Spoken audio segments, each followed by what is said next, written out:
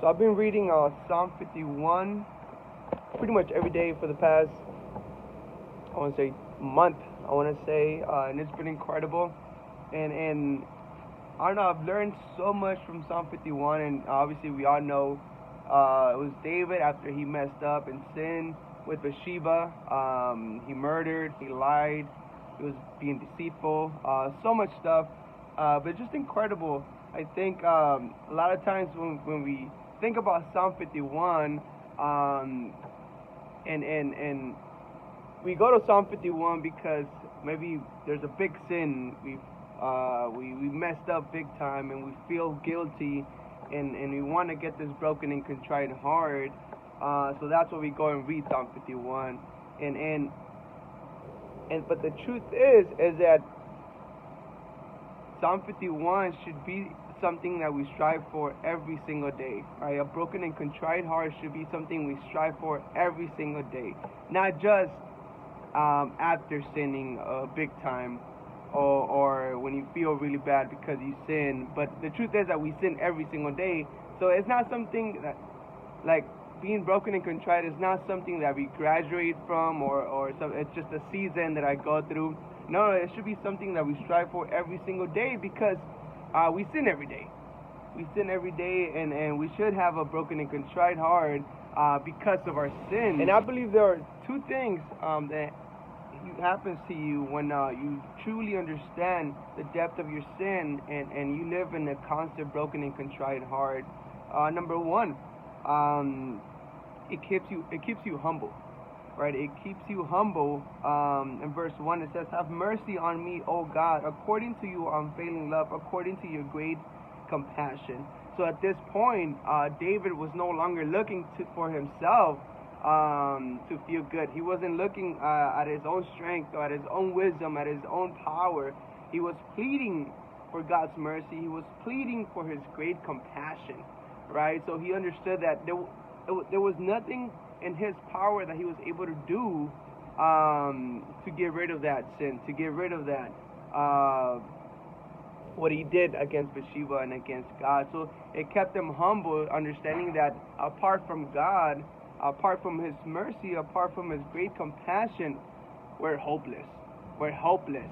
And I believe that once we truly understand and have a broken and contrite heart, we are going to plead, because at the end of the day, that's all we have. We only have God's mercy. We are only forgiven because of his great compassion. And you're never going to have a broken and contrite heart until you come to the end of yourself, right? Until you understand, man, against God I've only sinned. Just how David, right? And like I said, part of being broken and contrite is humility, right? Understanding that I'm at the edge of myself. I can't offer anything to God. There's no sacrifice. There's nothing I could give to God.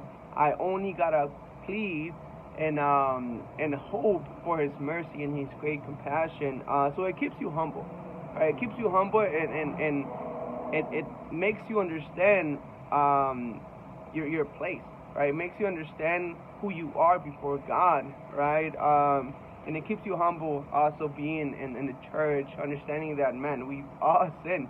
We all, I'm not better than anybody else, right? My only hope is his great mercy and his great compassion.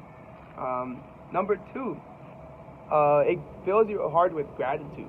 So being in a constant state of broken and contrite, sometimes we have this idea that, oh man, you're going to be sad all the time. You're going to be sorrowful all the time if you're broken and contrite. But it's actually the opposite, right? I believe that's a lie from Satan, that he wants us to think, oh, if you're broken and contrite all the time, you're going to be depressed and sad.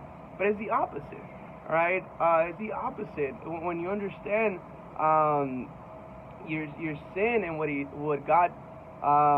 did to God and how it hurt God, right? Yeah, you're going to be broken and contrite, but then it's going to fill your heart with gratitude when you plead for his mercy and his grace and his great compassion.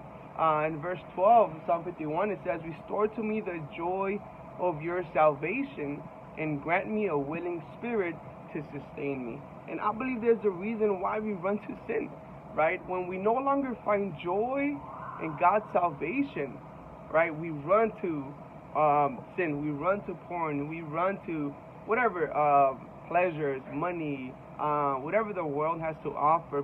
When we no longer find joy in God's salvation, we run to other things, right, to bring us and fill us with joy.